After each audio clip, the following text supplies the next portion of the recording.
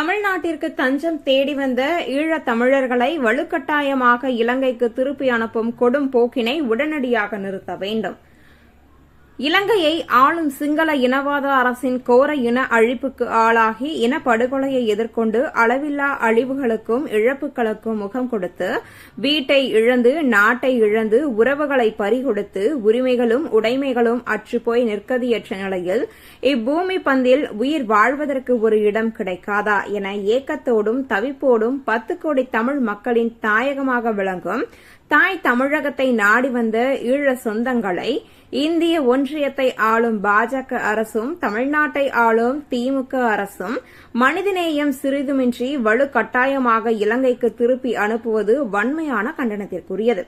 அடிப்படை உரிமைகள் வாழ்விட வசதிகள் என ஏதும் வழங்காமல் அடிமைகள் போல திறந்தவெளி சிறை சாலைகளான முகாம்களில் அடைத்து வைத்த போதிலும் உயிர் பாதுகாப்பு என்ற ஒன்றாவது இருந்தது. இப்பொழுது அதனையும் பறிக்கும் விதமாக ஈவு இரக்கமற்ற இனவாத நாடான இலங்கைக்கு அனுப்புவது கொலைக்களத்திற்கு அனுப்புவதற்கு ஒப்பாகும். தமிழ் இனத்திற்கு யாதொரு தொடர்பும் இல்லாத பிரிட்டன், பிரான்ஸ், ஜெர்மனி போன்ற ஐரோப்பிய நாடுகளும் கனடா, ஆஸ்திரேலியா போன்ற மேலை நாடுகளும் தம்மை நாடி வந்த தமிழ் மக்களுக்கு அடைக்கலம் அளித்து அரவணைத்து ஆதரித்து அனைத்துவித அடிப்படை உரிமைகளும் உறுதி செய்து வாழ்வளிக்கின்றன.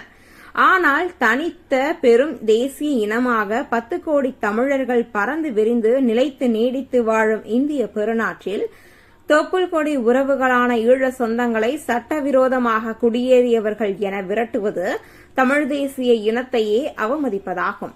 இலங்கையிலிருந்து வந்த ஈழ சொந்தங்கள் சட்டவிரோதமாக குடியேறியவர்களா? பாகிஸ்தான், பங்களாதேஷிலிருந்து அகதிகளாக வந்த இந்துக்களை சட்டவிரோதமாக குடியேறியவர்கள் என இந்த நாடு கருதுமா? சீனாவிலிருந்து அகதிகளாக வரும் திபெத்திய மக்களை அவ்வாறு கூறி துரத்துமா? திபெத்தியர்களுக்கு இந்த நாடு அளிக்கும் வசதிகள், சலுகைகள் என்னென்ன?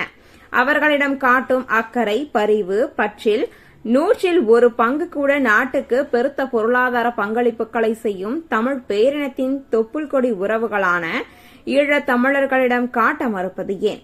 அவர்கள் தமிழர்கள் என்பதற்காக இந்த நாடு எந்த கூடுதல் சலுகை அளிக்காவிட்டாலும் குறைந்தபட்சம் மனிதர்கள் என்ற அடிப்படையிலாவது அவர்களுக்கான தேவைகளை நிறைவேற்றி கொடுத்திருக்கலாமே. அதனை விடுத்து எவ்வித அடிப்படை வசதியுமின்றி திறந்தவெளி சிறை கூடத்தில் கைதிகளைப் போல அவர்களை அடைத்து வைத்து வந்த நாள் முதல் கண்காணித்து கடும் அடக்குமுறைகளுக்கும் சித்திரவதைகளுக்கும் ஆளாக்கி தற்பொழுது சட்டவிரோதமாக குடியேறியவர்கள் என கூறி திருப்பி அனுப்புவது தமிழினத்தின் தன்மான இனமான உறவுகளை சீண்டி பார்ப்பதாகும். இந்தியாவை தந்தையர் நாடென கருதி நேசித்து நின்ற எமது தொப்புள் கொடி உறவுகள் எப்படி சட்டவிரோதமாக குடியேறியவர்கள் ஆனார்கள்? அவர்களை குடியமர்த்தும் பொழுது அவர்கள் சட்டவிரோதமாக குடியேறியவர்கள் என்று தெரியாதா?